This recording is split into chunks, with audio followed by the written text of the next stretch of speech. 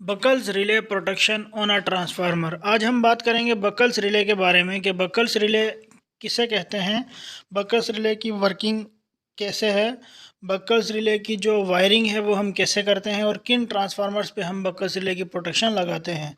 सबसे पहले हम अगर बात करें बकल्स रिले की डेफिनेशन की, तो buckles relay is safety device mounted on oil field power transformer equipped with conservator tank. यानी जिस ट्रांसफार्मर पे कंजर्वेटर टैंक लगा होता है उन पे लगा होता है ऑयल फील्ड ट्रांसफार्मर पे। Buchholz are used as a protective device as they are sensitive to effect of dielectric failure that occurs inside equipment. यानी कि कोई भी ट्रांसफार्मर के इनसाइड अगर डाइलेक्ट्रिक फेलियर होता है तो उसके अगेंस्ट हमें ये सेंसिटिव प्रोटेक्शन देता है।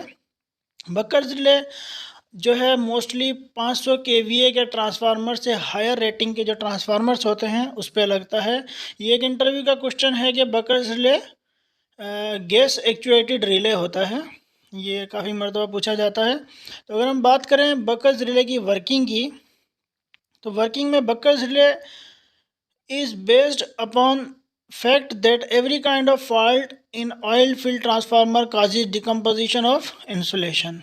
जब भी कोई फॉल्ट आएगा तो ट्रांसफार्मर के इनसाइड क्या होगा, ऑयल की डिकम्पोजिशन होगी जिसके नतीजे में गैस बबल्स की जनरेशन होती है।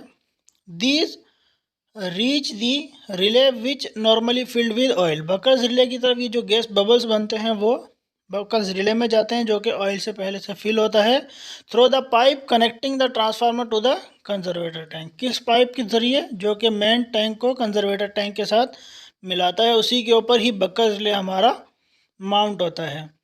Whenever minor fault occur inside a transformer heat is produced, और जो हीट प्रोड्यूस होती है उसकी वजह से जो बबल्स बनते हैं वो बकल्स रिले के अंदर कलेक्ट हो जाते हैं, अपवर्ड डायरेक्शन में जाके बकल्स रिले के जो पॉकेट्स होते हैं उसमें कलेक्ट हो जाते हैं।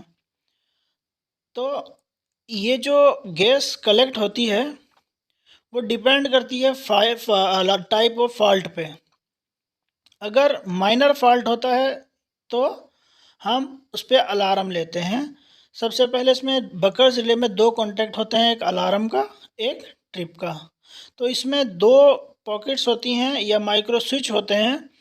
पहले अलार्म वाला माइक्रो स्विच जो कि नीचे होता है, अगर माइनर फॉल्ट है तो उस पर वो अलार्म हमें सिग्नल दे देता है। अलार्म का कॉन्टैक्ट नॉर्मली ओपन होता है, वो नॉर्मली क्लोज हो जाता है।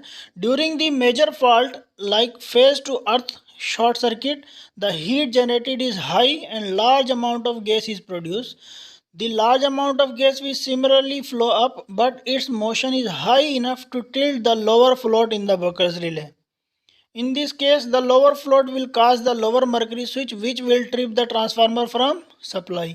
तो मेजर फॉल जिस तरह कोई शॉर्ट सर्किट हो जाता है तो उसमें क्या होता है, उसमें हाई जनरेशन ऑफ गैस होती है, तो वो अपर ये जो माइक्रो स्विच है उसको अपर फ्लोट को ट्रिप का सिग्नल देता है और जो कि ट्रांसफार्मर को आइसोलेट कर देता है सप्लाई से।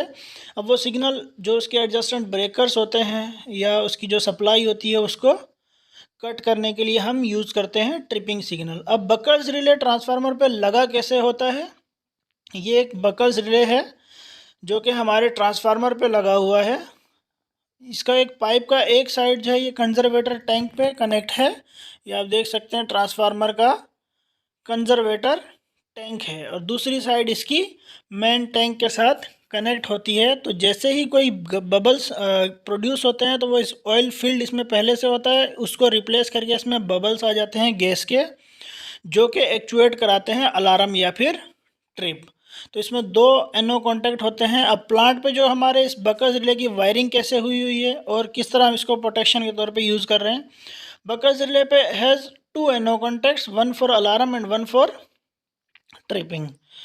अब जो अलार्म का सिग्नल है उसको हम डीसीएस पे ले लेते हैं, और जो ट्रिप का सिग्नल है उसके आगे हमने एक और फ्लैग रिले लगाया हुआ है जिससे हमें मज़ीद एनो कॉन्टैक्ट्स मिल जाते हैं, जिससे हम डीसीएस को कमांड दे देते हैं कि ट्रांसफार्मर ट्रिप हो गया है, उसका अलार्म यूज़ कर लेते हैं। या फिर हमारा लॉकआउट का एक रिले होता है, उसको सिग्नल चला जाता है कि वो उसकी जो एडजस्टेंट सप्लाईज़ हैं उसको कट ऑफ कर दें।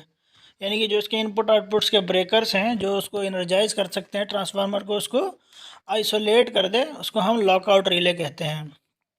F86TR1 और F86TR2 ये दोनों लॉकआउट रिले हैं। एक अगर फेल हो जाए तो एक उसके बैकअप पे होता है।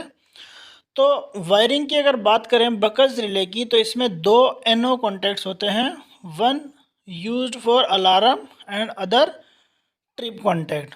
जैसे ही कोई भी अबनॉर्मलिटी आती है या कोई गैस प्रोड्यूस होती है तो ये जो NO कॉन्टैक्ट्स हैं ये मेक होके NC बन जाते हैं और सप्लाई पास कर देते हैं टू प्रोटेक्शन डिवाइसेस। जिस तरह भी मैंने आपको बात की, अलार्म है तो DCS पे चला जाता है, ट्रिप है तो वो हमने एक आगे और फ्लैग रिले लगाया हुआ है, उस फ्लैग रिले की कॉइल को ये जो कॉन्टैक्ट है यहाँ पर NO, इस कॉइल को एनर्जाइज कर देता है।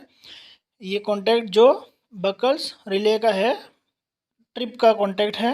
अब ये कॉइल जब एनर्जाइज होगी तो इसके चारों NO कॉन्टैक्ट क्या हो जाते हैं, NC बन जाते हैं, जो कि दो चले जाते हैं लॉकआउट रिलेज को। अगर एक लॉकआउट रिले ऑपरेट नहीं हुआ तो दूसरा ऑपरेट हो जाता है, बैकअप सोर्स है। इसी तरीके से अलार्म चला जाता है DCS को, DCS में भी ऐसे ही बैकअप है। तो प्रोटेक्शन की हमारी बेसिकली तीन चीज़ें हैं, फ्लैग रिले जो कि हमें प्रोटेक्शन पे लगाया हुआ है ट्रिप सिग्नल पे, दूसरा DCS, और third number lockout relay. Lockout relay basically मैंने आपको पहले ही बताया कि इसमें हम सिग्नल दे देते हैं ट्रिप का, जिससे वो उसकी एडजस्टेंट के ब्रेकर्स और सब सप्लाईज को कट ऑफ कर देता है। अपनी नेक्स्ट वीडियो में मैं आपको WTI और OTI प्रोटेक्शन के बारे में बताऊंगा कि ट्रांसफार्मर पे WTI और OTI प्रोटेक्शन क्या होती है और हमें क्यों ज़रूरी होती है लगाना ट्रांसफार्मर पे। तो देखते रहिए इलेक्ट्रिकल इन इंडस्ट्री।